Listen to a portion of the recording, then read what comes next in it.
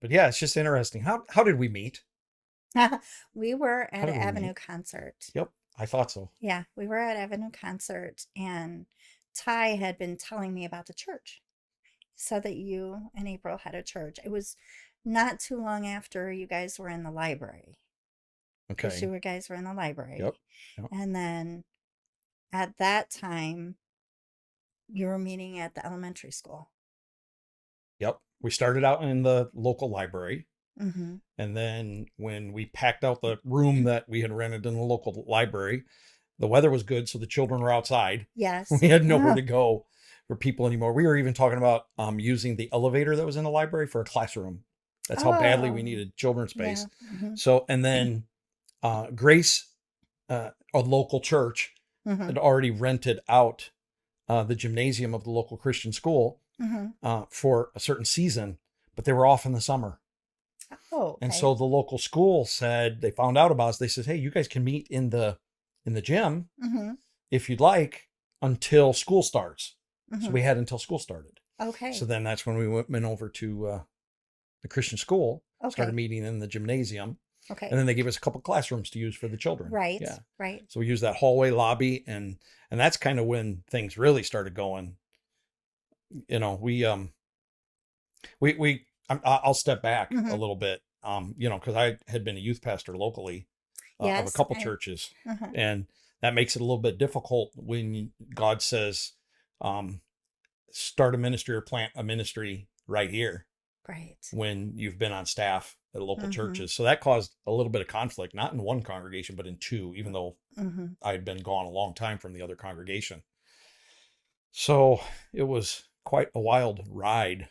Um, in fact, where I was youth pastoring at the time, that ministry had pretty much exploded, and we remodeled part of the church, and we had a large youth group in there, very large. Actually, that's probably the first time I had interactions with you. Really? First time. We didn't know, like, because that's when you used your garage for Hell House. Yes. I was there I and was had a brought some kids through there a few times. Gotcha. Yes, we were youth pastoring at a local church, Mm-hmm. April 9, and we decided to have Hell House.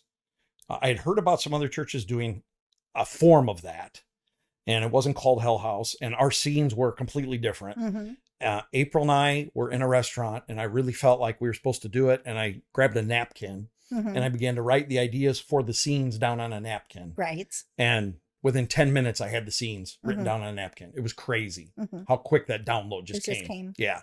And so I met with the church elders, with the board, and with youth sponsors, to make sure I had Mm-hmm. everybody on board. Because if the church said no, I didn't want to do it because I knew it was going to be Yeah. uh, Controversial. somewhat Yeah. controversial. Yes. So we decided to call it Hell House, and yeah, we got the youth group involved. The youth was maybe 40 kids at the time, 40 young people, Mm-hmm. in high school. Mm-hmm. And we said, we're going to do this. And so we started looking for a facility. We're going to use the church. Well, we need to use the upstairs and downstairs. And how are we going to do this Mm-hmm. and offer this all month and still have Mm-hmm. services going on? Right. And we're just like, people didn't like it going to be at the church. And so we're just like, all right, well, we'll find a place. And I think I owned the building. I think I had a tenant move out of one of those spots at the time. Mm-hmm. That first bay, I think they moved out. And the second unit had a Christian was using it, but he had barely anything in there. Mm-hmm. And so all of a sudden we came up with the idea to put it in the warehouse, Mm-hmm. and Mm-hmm. that we had those two units Mm-hmm. accessible. So we did that, Right. and we contacted the fire marshal, and we got the kids involved. We started practicing the scenes, and we let the kids write some lines into the scenes and stuff Mm-hmm. as we started going through it. And the young people just pulled together like you wouldn't believe. They went Mm-hmm. crazy over this idea to have a so-called haunted house the whole month of October, invite all their friends Mm-hmm. and scare people, Mm-hmm. basically. Right. And it was the life of Jimmy. Mm-hmm. Jimmy being born. We called him Jimmy being born, and then Mm-hmm. Jimmy having a traumatic experience as a child, and then Mm-hmm. somebody in Jimmy, I don't know, it just went through Jimmy's life. Then Jimmy involved in a car wreck, loses a Right. friend. Jimmy wants to commit suicide, and Jimmy going through this whole thing, and then Jimmy dies. Mm-hmm. I believe, did he commit suicide? I'm trying to remember. At the car And we had a accident, I think, funeral. It right? was a car. It was It the was a car car wreck. wreck. It was a car wreck, Uh-huh. and Yes, one of his friends committed suicide. That's right. Yes. We had a gun scene in there. And then Jimmy dies in a car wreck, and we end up at the funeral, and Mm-hmm. Jimmy's in the casket. We had a Mm-hmm. casket there, and there's a preacher speaking, and then all of a sudden Jimmy starts dialoguing with the preacher because of Right. what he's saying about his life. Mm-hmm. And Jimmy understands the reality of eternity Mm-hmm. at this point now because he's gone. Mm-hmm. And you see Jimmy interacting with the preacher, even though the preacher doesn't hear him Right. because Jimmy had died. Right. And Jimmy's able then to kind of deliver a kind of a gospel message in that. Mm-hmm. Mm-hmm. And then Jimmy goes to hell, right? Right. How did he go? Yeah. Jimmy Mm-hmm. went to hell, Mm-hmm. and we had a scene with hell and Satan, and Mm-hmm. we pumped heat into it, Yeah. and it was amazing. I do remember. We ended up with a artist, a makeup artist who actually had done some makeup for Hollywood Mm-hmm. productions, Right. top tier professional productions. And when we started putting the team together to work on this of adults and young people, I mean, people just started coming out of the woodwork, wanted to help. Mm-hmm. And so this lady came in and did professional level makeup for our main characters, Right. including the devil, Satan. And it was absolutely incredible. Mm-hmm. It was just incredible. And to have this little youth group of 30 some 40 young people, they got all kinds of friends involved. I think it went up to like 80 or 90 young people, Mm-hmm. almost 100 people, young people involved in this production. Right. We had over 1,000 people come through Mm-hmm. in a few weekends time. Mm-hmm. It was absolutely amazing. We did cause some trouble in the community though. We had like 100 t-shirts made that said Hell House on the front, and it said friends don't let friends go to hell. Yes. And the young people started wearing those to school, and so we just put like 100 of those t-shirts in school, and some parent complained about because it said hell on it, and so Mm-hmm. the administration went to the kids, you got to turn them inside out, you can't wear those. Right. And so it just caused a whole big mess. And yet I got called then because I'm the youth pastor, and my phone blows up from parents and young people. We can't wear our shirts. Mm-hmm. We can't even advertise Hell House. They were putting flyers up, and some Mm-hmm. teachers were taking them down. And so I went over to the school. I was invited to the school, and I met with a couple of the administrators in the school cafeteria. And I'm sitting there, and they're like, well, we have a parent complain about it saying hell on a shirt. I'm like, what's wrong with it saying hell on a shirt? Right. We're Tells teaching in scripture all the time. we're So, teaching a reality, correct? right. Mm-hmm. And we're letting people know this is a spiritual reality that we believe in. Where's our freedom in being able to say that? And while I'm meeting with the administrators, there's a little platform at that high school, if you're familiar with the high school, Mm-hmm. in the cafeteria. And while I'm sitting on the platform with the administrators, I look over, and there's a young person with their tray. It's Mm-hmm. lunchtime, walking down the aisle, going to Mm-hmm. find a seat. And he has some kind of rock and roll, heavy metal Mm-hmm. shirt with skulls and bones and nasty vulgarities on the shirt. Mm-hmm. And I looked at the administrators and I pointed, and I'm like, we are teaching a spiritual reality, trying to help young people Right. and families, teaching them about the reality of hell and to make wise choices in their life. Mm-hmm. And because the t-shirt says hell, Mm-hmm. you're banning it out of the school. And yet look at this young person walking right there. And I pointed to the shirt Right. and showed it to them. And they just had no words other than, it's not allowed. We need you to calm down. And so that was it. We had to turn t-shirts inside out, and they weren't allowed at school. And it really Mm-hmm. frustrated and upset the young people. Yeah. And we had to harness that energy and just say, okay, well, if the school won't allow us to have the t-shirt, you can still wear them around the The community community. Mm-hmm. and invite your friends. And I think that issue actually probably gave us a little bit more notoriety, Mm-hmm. even though it was a little bit controversial, Right.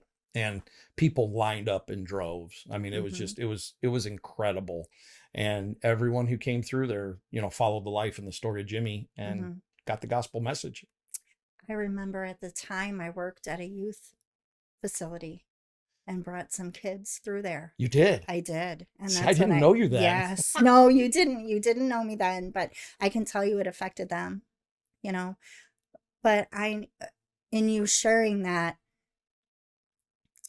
there's almost I can look back, and I know we got to go back and talk about kind of the beginning of moving from a youth pastor into a pastor. Yeah, this was pre-beginning. Yes, this was pre-beginning. But that's been I've watched and experienced on the side of not knowing you or being involved in the church yet, and also being involved, seeing the controversy And in each situation, you've only tried to bring the gospel.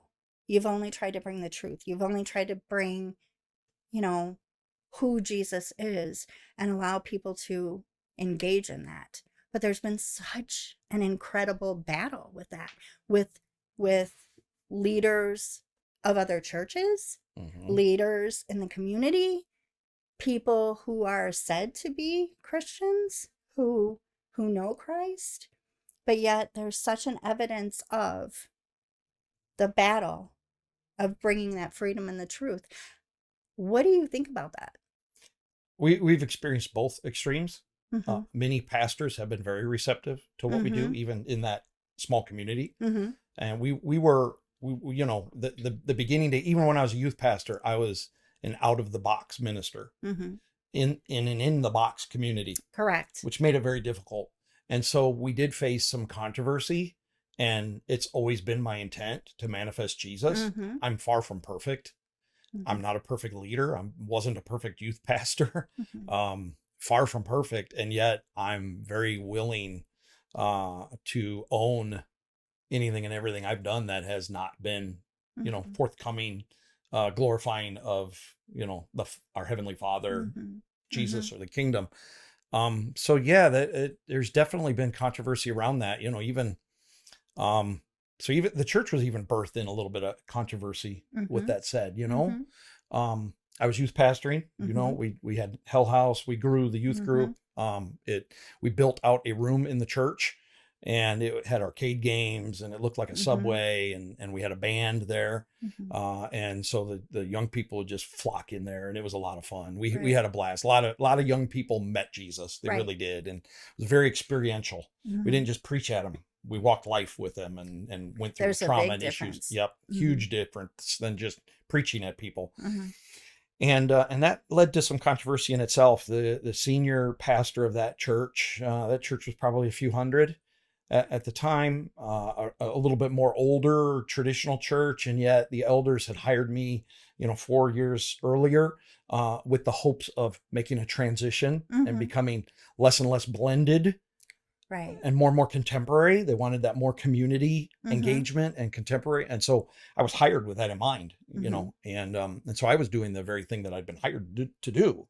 We felt anyways. Mm-hmm. And the senior pastor announced his retirement Mm-hmm. to the elders, and the elders came to me and says, "Hey, we're going to start candidating senior ministers. We want to candidate you." And I'm like, "Well, I don't know. I've been a youth pastor for Mm-hmm. 15 years. I don't know if I want to Mm-hmm. senior pastor or not, maybe, and Mm-hmm. so we actually began that discussion. April and I started praying about it, and we never answered, never Mm-hmm. even got a chance to answer that.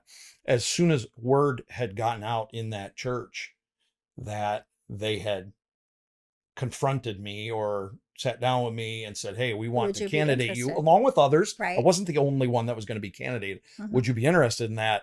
All hell broke loose in that church. Mm-hmm. Some of the more traditionalist members, Mm-hmm. it started some kind of smear attack, and a phone chain went crazy, and Mm-hmm. I just heard about it, Mm-hmm.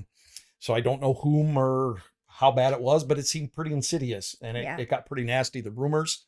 And then some of the members rose up and says, "Hey, what's going on with this?" And it got to be a wild mess. And Mm-hmm. April and I really decided that at this point, we don't want anything to do with none of this drama, to be Right. honest. And I was ready to move on. So Mm-hmm. we lived in a house just a mile down the road, not even a block, 2 blocks away. And we were ready to sell the house and move to Florida. I've always Mm-hmm. had Florida on my heart. Mm-hmm. I've tried Yes. numerous times to go to Florida, and it never works. But so we just said, you know what, we're just going to step back. We're going to resign. Mm-hmm. We don't want to be, you guys fix this. Right. We love the church. We love the people.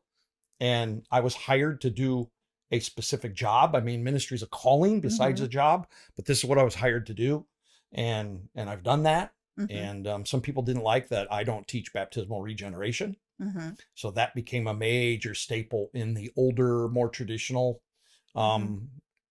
members who'd been involved in that particular church movement for a while. They didn't like that I don't teach Mm-hmm. regeneration.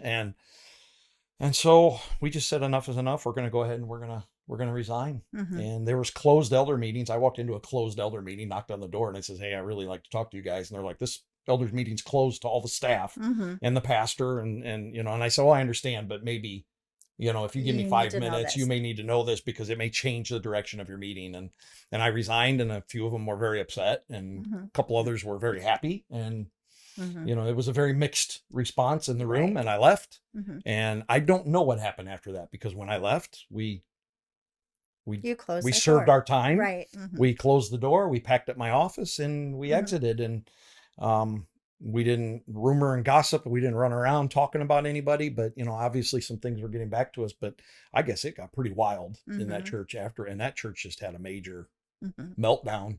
Mm-hmm. I guess there was a meeting following a congregational meeting, and it got ugly there. But again, we weren't there. Right. I don't know. I'm just hearing little bits and pieces. So Mm-hmm. we weren't going to start a church in Demotte. Mm-hmm. We weren't. You were going to Florida. We were going to Florida. Mm-hmm. In fact, we had a massive garage sale. I owned a warehouse. That warehouse Mm-hmm. where we had Health House in, Mm-hmm. still didn't have a tenant in that particular portion of the warehouse. And we gutted our house and took all our belongings to that warehouse and had a massive yard sale. Mm-hmm.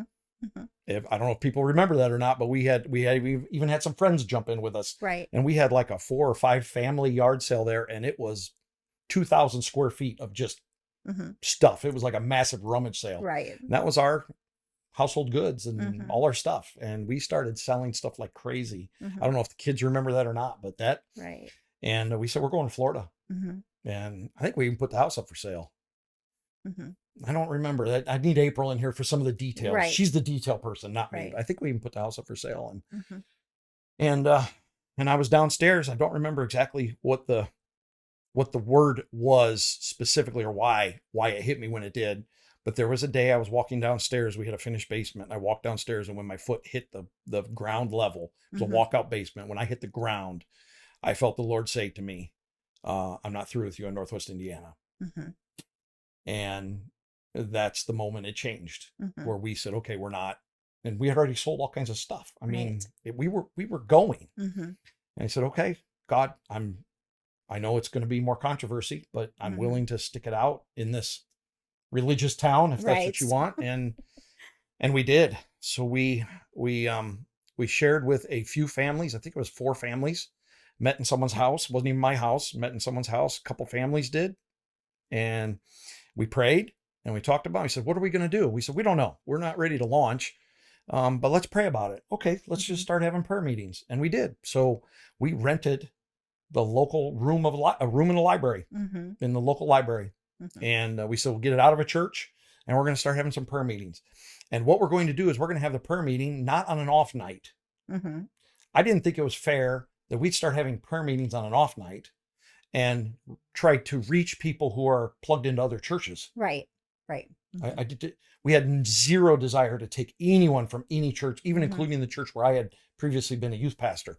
So that's not the purpose here. Right. And so we started praying about our purpose. We said at 10 o'clock Sunday mornings, we're going to have prayer meetings. Mm-hmm. And that's what we did. And I think we had 4 or 5 families. The first Sunday we had a prayer meeting, and the next Sunday we had 6 or 7. I mean, just a few more, Mm-hmm. few more. And pretty soon, 3 or 4 weeks in, someone came to me and did not even know how to play the guitar. He was a Mm-hmm. drummer. Mm-hmm. And he came to me and he said, "God told me to help you lead worship." Mm-hmm. Mm-hmm. I'm like, "You're a drummer?" He goes, "Yeah, I'm going to learn how to lead worship on the guitar." Mm-hmm. I said, "You are?"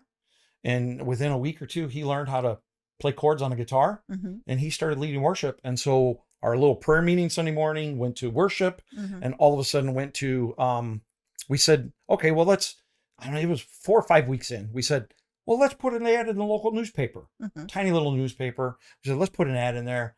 Let's call it CrossRoads." Mm-hmm. I mean, we just kind of pulled this stuff out of Right. thin air, and we put an ad in the newspaper. I'll never forget it. It was Mhm. like a quarter-page ad, and it was, "You're invited to church, and you can wear your favorite jeans if you want to." Right. And I think it was a pair of jeans on the ad. Mhm. I probably have it around here in my file somewhere. And that's what we did. And that following Sunday, after running that ad for 1 week, we had, I forget, it was like 60 or 70 people walk in the door, and it was a packed house. And we had Mhm. people from a local church, without a Mhm. doubt, people from some other local churches, but we also had people from the community who hadn't been in church in church in years, years. Yeah. or ever, Mhm. walk in the door. Mhm. And I'll never forget, a couple just covered in tattoos, and they stood at the door on the way after service and just crying that, we've been rejected in so many churches because of what we Mhm. look like. Mhm. And we didn't feel that here at all. In fact, we felt welcomed. And that was the launch. That was the beginning of Mhm. CrossRoads.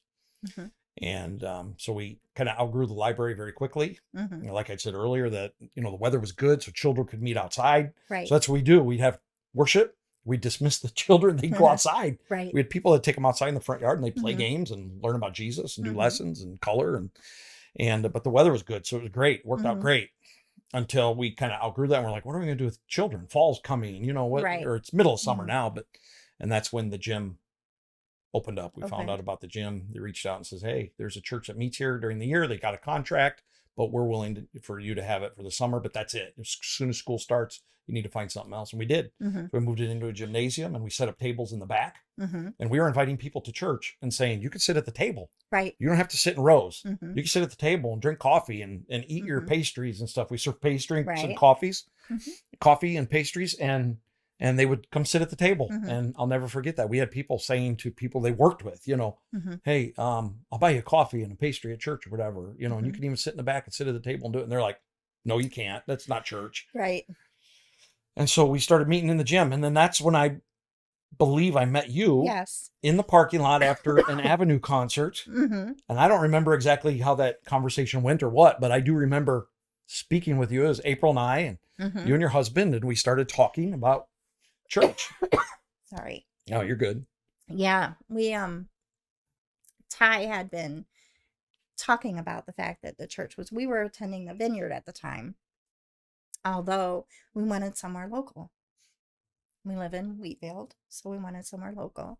Ty had been sharing about you opening the church and that he'd known you for a long time through, what was it? Bailey's, a That's right. another youth ministry That's right. that just exploded on a farm. That's right. Yes, out That's of right. nowhere. When you guys were teenagers, right? Or young Young. adults. Yeah. Yeah. And then, so I met you in April. I don't remember if you had anyone else with you or not at the time, but we stopped in the middle of the parking lot at Tyson's at the time. Yep. After the Avenue concert. And I was like, so we just started talking. You invited us. You told us a little bit about it. And, you said hello to Ty and said, it's kind of like an extension of, how we were at Bailey's. So I remember walking into that school, into the auditorium, that first time when we went to come and see. Yep. And it was like walking into almost being home. You could feel the presence of the Holy Spirit in there. The worship that was going on. And just like you said, there were tables, you could sit in the chairs that were in the rows, and the worship was incredible. But the people that greeted you, the people that welcomed you in and were just kind enough to say, anything you need, you can sit over here. We've got coffee. Just welcome in. And as many churches as you visit, there's nothing like coming to a church that is truly not going to judge you coming in the door, just like you were talking about the couple that had the tattoos all over them. And unfortunately, you experience a lot of churches that expect you to clean up before you come to church. That's not what CrossRoads was at all. No. It's like you come as you are, and Jesus doesn't expect anything more than you to just be here and come as you are right now. I don't think that's kingdom, Right. I mean, right. I think CrossRoads was just manifesting kingdom. But Absolutely. and that was authentic. Yes. Yes. The people in the beginning, when we launched that thing, they wanted nothing more than to love people. Mm-hmm. And I hear that all the time and everywhere I go, that the hugs and the atmosphere when they hit the door or even hit the parking lot, you would feel that love, that reception. Welcome. We love you. And truly loved without judgment. Right. Yeah, and I think that's kingdom. I think Mm-hmm. we've often been, and I've said, you've heard me teach this before, that I say we've kind of been misled throughout all the years, and our moms have done a great job. Mm-hmm. But our moms would teach us when we were outside playing and we were dirty. Mm-hmm. Mom would yell for you to come to supper. Mm-hmm. Well, before you sat down at the table, what did you have to do? You have to wash your hands. Yeah, Uh-huh. go wash your hands, wash your face. You clean up Mm-hmm. before you sit down at the table. Yep. And so I think we've learned, Mm-hmm. not only in natural Mm-hmm. family events like that, but we've learned even in religion that Mm-hmm. you've got to clean up before you sit at the table. Right. And kingdom is the opposite of religion. Jesus Mm-hmm. doesn't say, clean yourself up before you come sit down at this table and sup with me. Correct. Mm-hmm. Mm-mm. Mm-hmm. Jesus says, come here, the way you are, Mm-hmm. come sit and sup with me. Right. And not only am I going to clean you up, Mm-hmm. not only am I going to wash your hands and your face, I'm going to wash your feet as Mm-hmm. well. Mm-hmm. That's Jesus. That is Jesus. That's Jesus. And That that's is what churches, I believe, wholeheartedly should be manifesting to those, Mm-hmm. not just who are coming in the door. And we can talk more Mm-hmm. about, that's a whole nother topic, Yes. talking about church and buildings and Mm-hmm. doors and all that. But Mm-hmm. yeah, I'm Mm-hmm. Reba, I am glad you showed up. You were the crazy lady who Mm-hmm. danced Yes, I was. when you It came got into you that in a lot of gymnasium. trouble. You did get me in a lot of trouble Got those you in a early lot of days. Did. I had a lot of meetings about I'm your sure. dancing. Yes. But you know what? You never let me know that. No. You covered me. Yes. You did exactly as Jesus would do. Well, those You that come came. in. Mm-hmm. Go ahead. I don't want to cut you No, off. it's okay. You come in and you come as you are and Mhm. you worship, and that was something that I've never experienced in that area. It's Really? like it's when we went, that's why I was going to Vineyard. Vineyard was like the only place at the time and I didn't understand the dance myself, Still don't. until I got to know a little bit more about it and studied it. Right. Okay. Right. But I felt so much freedom walking in to that auditorium in the school at that time that I'm like, I'm free here. I am. And that was the authority that was in that place of Jesus. That'll be a whole I'm nother topic later. sorry that it caused so much issue for You don't have to apologize to me, but what it gave was a perfect opportunity to open up scripture. Yeah. That's what I do with people. Mm-hmm. When people come to me and well, I'm not sure about that. What is that? That's weird. And I've never experienced Right. that before. And she shouldn't be doing that during church. And well, wait a minute. Why? Mm-hmm. Why do you feel that way? I like to engage. Mm-hmm. I like to sit down. Let's open up the Mhm. Bible and let's see. Mm-hmm. Let's ask the questions. Let's have the conversation. Mm-hmm. Let's enjoy this journey. Absolutely. It's nothing to be, we don't need to be pointing our fingers Mm-hmm. and pointing at people, Mm-hmm. condemning them because they do act or think a little bit differently than we do. Mm-hmm. We need to step back. And I just really feel strong. We need to engage Mm-hmm. and engage in scripture and say, why is this? Mhm. And those were days really before social media exploded, yes. and I mean, I just see it now that Mhm. what we experienced in person there with that, I Mhm. see almost daily Right. in social media In social media, of yes. people accusing and, Mhm. we want to slaughter each other instead of slaughtering sacred cows. Right. And, it's not always appropriate to dance. Correct. It's not, There's a time for it. but it's not always appropriate to condemn dance either. Correct.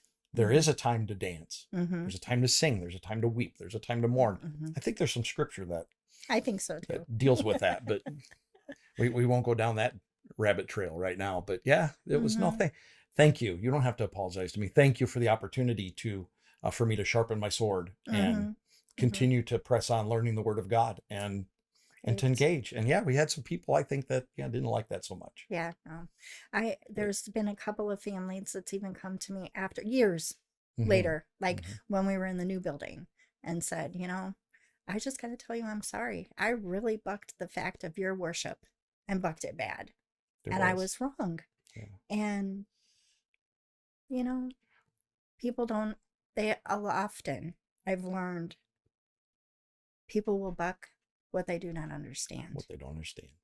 which why people choose to buck Jesus. If you don't take time to understand him, know him, learn him, With, then yeah, they're going to buck it. without a doubt. Without a Mm-hmm. doubt. I remember one of those vocal individuals Mm-hmm. who stayed in leadership for a long time at CrossRoads, really Mm-hmm. bucked you behind the scenes with Mm-hmm. your dance and your expression and worship. Mm-hmm. And it was wild. I don't want to say ironic, Mm-hmm. but it was that years later, their The daughter daughter. Mm-hmm. was worshiping With the very dance. similar with the dance. And Yes. I sat there when this young woman Mm-hmm. began to engage in worship in that level. And I'm just like, God, you're absolutely amazing. You're Yes. absolutely amazing. Mm-hmm. And man, we as humans, we need to stop trying to control people and what they think and how they Mm-hmm. act. And Mm-hmm. let's love a little more and let's And try to focus. understand each other a little Yeah. bit. A little bit at Understand each least. other. At least try. I would love to see that happen. I've um I've had issues with some people, and I've reached out to them, and you're like, hey, let's go out for coffee, let's go Mm-hmm. out and break bread, or let's, Mm-hmm. and you get nothing but a curse back, you Right. know. Oh, Right. I'll never go out with you. I don't. I'm Mm-hmm. like, well, I'm sorry if I did something to offend you. It was never my intent. I love people, but if something I said offended you or Mm-hmm. confronted you or convicted you, then Mm-hmm. let's look at our hearts, Let's talk and about it. and and I'm more than willing to engage in it and talk. But Mm-hmm. um, one of my very best friends, my very best friend, I'll just call Mm-hmm. it the way it is. He knows who he is if he watches this. Right. We had, when I was going through at the end of CrossRoads and I'd given the ministry away and we are going through hell and the family was and all that, I had shared with him a bit of what we'd been going through, and he couldn't understand it. Mm-hmm. And he got up from the breakfast. We'd have breakfast often. And he got up from the breakfast table and he's like, I got to go. And all of a sudden he just disappeared in the middle of me sharing my heart out, and that hurt me. And he Mm-hmm. knows that now. And we've dealt with it, but there was probably a year or two where we didn't talk. Mm-hmm. And it was crazy that my very best friend in life, who I'd known since I was a kid, Mm-hmm. we didn't talk, Right. and he's going through things in life and I'm going through things in life and we're not sharing with each other anymore. And Mm-hmm. I was mad at him and he was confused at, what Mm-hmm. had happened. And we were back in Indiana. We were living in Florida at the time, and we came back to visit, and he and his wife says, hey, we want to meet you guys at Dairy Queen in Demotte. It was I think cars were going on Monday Yeah. night. Monday night. Mm-hmm. Yep. And we met, and all of a sudden the women said, we're gonna run to Tyson's. It was Tyson. They're gonna go shopping Mm-hmm. at Tyson's to buy something. They both need, and there I sit across the table with him, and we With hadn't him. talked in years, Yeah. and he began to open up about that, and he Mm-hmm. shared, he was so sorry and misunderstood, and I said, oh my, I can't believe I let this, permeate my heart the way it Mm-hmm. did Mm-hmm. for, a year and a half or whatever it was. And you would have saw two grown men sitting there with tears running down their cheeks, Mm-hmm. forgiving each other that day. Right. And Reba, I skipped to that story to say, I think that's the essence of the gospel, Mm-hmm. isn't it? It is. To It walk is. in love and forgiveness with each other, Mm-hmm. and how far the church has fallen or missed Mm-hmm. the mark of forgiving each other and walking in love with each other. Right. And it just blows my mind. Mm-hmm. I mean, yeah, it's just, there's so much that can be said on this particular Correct. topic. That's a whole nother podcast. Yeah. So Yes, it would be. I can't believe I'm even sitting here doing a podcast in the first place. I think it's. I know. I know it's necessary. It's needed. People need to hear many things that you have to say, that you have to share, and I don't want to. I know. I know. I know you don't, but I'm thankful you are. I think you were just talking about forgiveness. We've been talking about healing. I think a lot of what is going to be shared will be healing. I think if people truly understand forgiveness, that's what Jesus, just like you said, Jesus came here for forgiveness, to forgive all of us, to stand in that place so that we can be one with our Father again.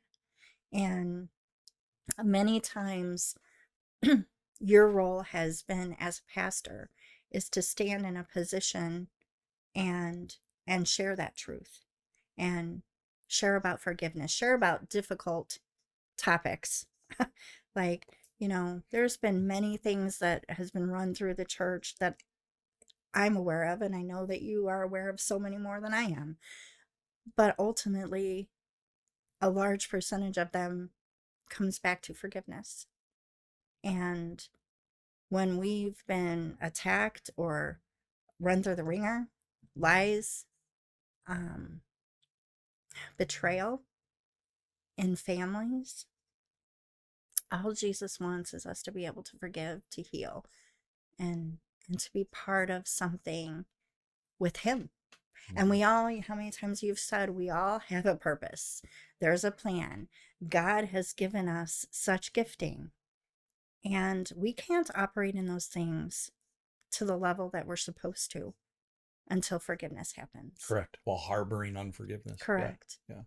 And yet there's people standing in pulpits preaching messages every Sunday who are harboring much unforgiveness. Which is why maybe you don't feel that safety when you walk in those churches.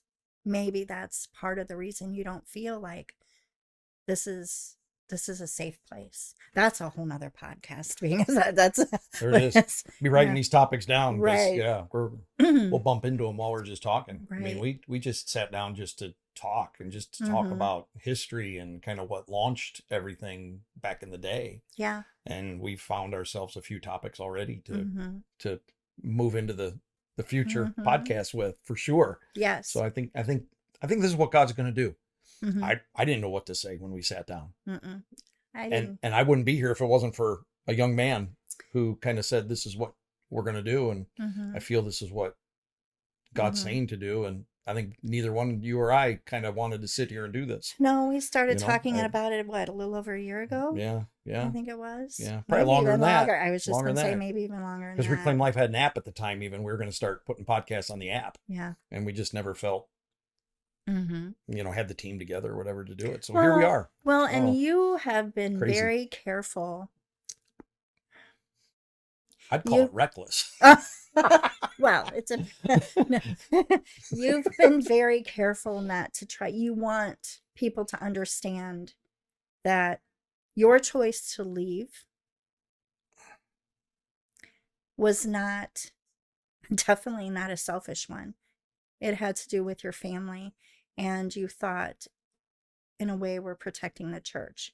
There's a lot of people that have a lot of questions, and I think eventually we'll get to those questions. Sure. And your ability to take the gospel and who Jesus is and bring it to life and pour into people to where they can truly understand what Jesus did and who he is. The enemy doesn't like that. He doesn't like the ability of really becoming in relationship with Christ. That's the thing. We need to be in relationship with Christ, and you've taught so many ways to open that door to become and be available to have that relationship with him. And moving from the elementary school to the garage. Oh my. That was a big leap of faith for you, right? When we became CrossRoads at the garage. Yeah. Because I had a tenant in a building. Remember, I owned some buildings. I had a tenant and I had a tenant that was in a building, and they moved out. And at the same time they moved out, the elders, we had an elder group. Every decision made in the church. So many people think that I was, ruling the roost and making all these decisions and stuff. We had an elder group. Yeah. I didn't make decisions there was never a decision made in isolation. Never one time. Never. We had leaders in the church and a great authority structure. And that kind of came to haunt us also, because we grew so fast and had to put people in positions that not all of them were quite ready to be in those positions. So that did give us some difficulty. But the current elder group of the church came to me and says, hey, we heard your building's going to be going up for rent. And we feel that the church needs to rent that building. And I'm like, no. Right. no, I we're remember not you. doing it Yes. because I don't need more controversy on top of Mm-hmm. controversy. Mm-hmm. And the church across the street, I had youth pastored there for 3 years or 4 years in the early 90s, many, many years ago. But there's still a little bit of an attachment there due to that.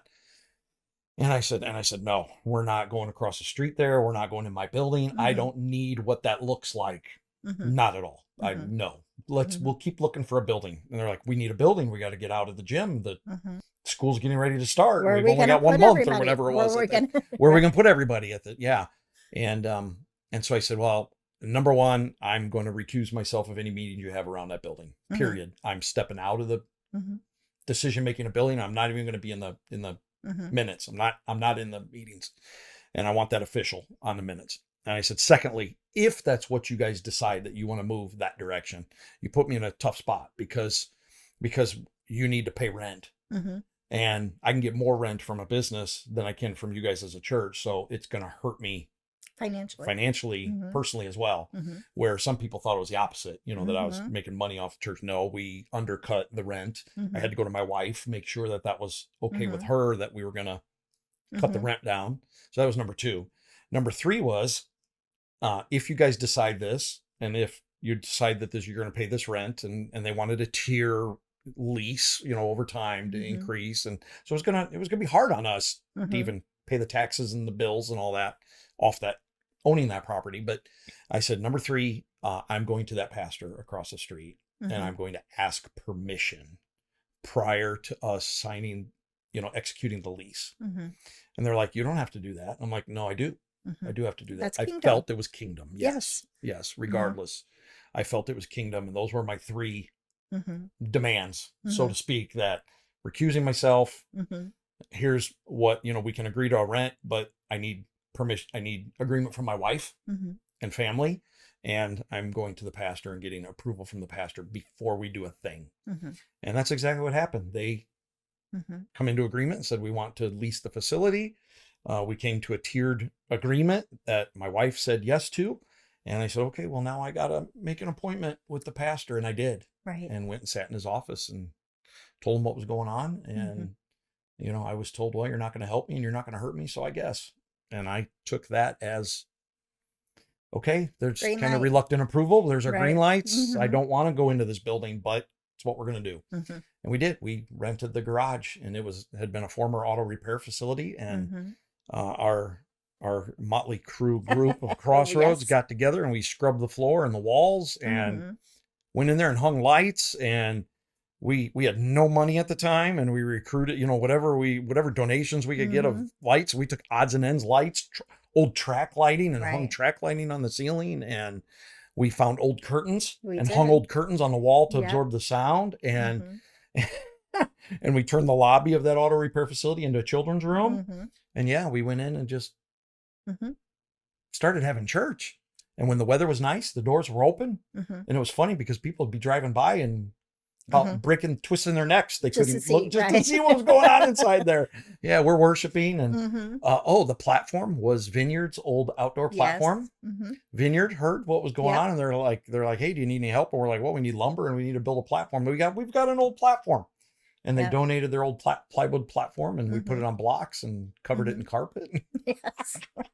Yeah, that's what happened. And found an old AC unit and put it in there, and we just kind of pieced the thing together and bought chairs at Sam's Club, and that's what we did. Yes. Oh, we got carpet that came out of a CVS. And I didn't realize the carpet came out of CVS. Carpet came out of old CVS that was being remodeled, and we were out there in a parking lot pressure washing it. I remember that. Remember? And then laying it inside, gluing it back down. Yep. And we just went, man, it was just a blast. And people pulled together and they loved each other. And it was never without controversy, though. Always somebody was upset about something in the community. Right. But rumors went wild when we moved in there, and we just started doing church and had people doing youth. And so the youth would meet during the week, and we would have church on Sundays. And the band would fire up. It was a rock and roll band being led by some people I love absolutely dearly. And they cycled in and out a little bit, some people did in the band. And we just started swinging for the fence, just saying, this is who we believe Jesus to be. and Right. we want to represent Jesus. And Mm-hmm. we started doing crazy things, like events, Mm-hmm. like check out our Sunday. Right. And I hired, this is another controversy in the community. I hired one of the local ice cream shops Mm-hmm. to come by on a Sunday. We pitched a big tent Mm-hmm. and we said, we're going to give away Sundays. Come check out our Sundays. And we gave away Sundays to whoever showed up, Or the whatever, whole yep. community. And you can Mhm. make your own Sunday, build your own Sundays for free. And we paid for that. And that local business came in. We had an absolute blast. Mm-hmm. We had visitors come from out of town to get Sundays, Mhm. and it was a great time. And yet we had people just madder than hornets that we were Yes. giving away Sundays on On Sunday. Sunday. Yeah. And so that was one. And so all those little things we did just spurred, it Mhm. spurred some controversy, but it also grew the ministry, because every time people would show up and say, what are you doing? Mhm. And, you know, Mhm. what are you about? Mm-hmm. And we were, and we never hid this one bit. We were for the unchurched Mm-hmm. and the dechurched. Yes. That was our mission field. Yes. And we went after the unchurched and the dechurched. Mhm. And I'll never forget, we would get letters in the mail that were just nasty, and Mhm. obviously many of them unsigned, Mhm. most of them anonymous. You know, we had a youth event, Octane we called it. Yes. Packed the building out with young Mhm. people. Other churches brought teens. Mhm. We had some speakers in from the Yeah. outside, Mhm. and yeah, that was a blast. Packed the place out, and we had a newspaper article written about us at this time about being a cult, and that we only had 20 young people show up, and it's like 20 young people. Oh my show up. goodness. We had Right. 200. We're Right. packed out. Yeah. So we had that stuff going on. I mean, it's just wild. You know, Mhm. we'd gone on a missions trip. Do you remember the missions trip? Did you go on the missions trip that we took on a ship No, to I the missed Caribbean? that. We went on a missions trip. We took 30 or 40 of us on a missions trip to the Caribbean Yeah. where we packed a ship with Christians from all over the nation, and we sailed to the Caribbean, and we did outreaches in Jamaica. Was it Jamaica? Yeah. We did one in the Bahamas and one in Jamaica. And took young people and all that kind of stuff. And I met a illusionist. Thank you for listening to the Reclaim Life podcast, part 1. If you'd like to hear more about the illusionist and the missions trip, please listen in for part 2.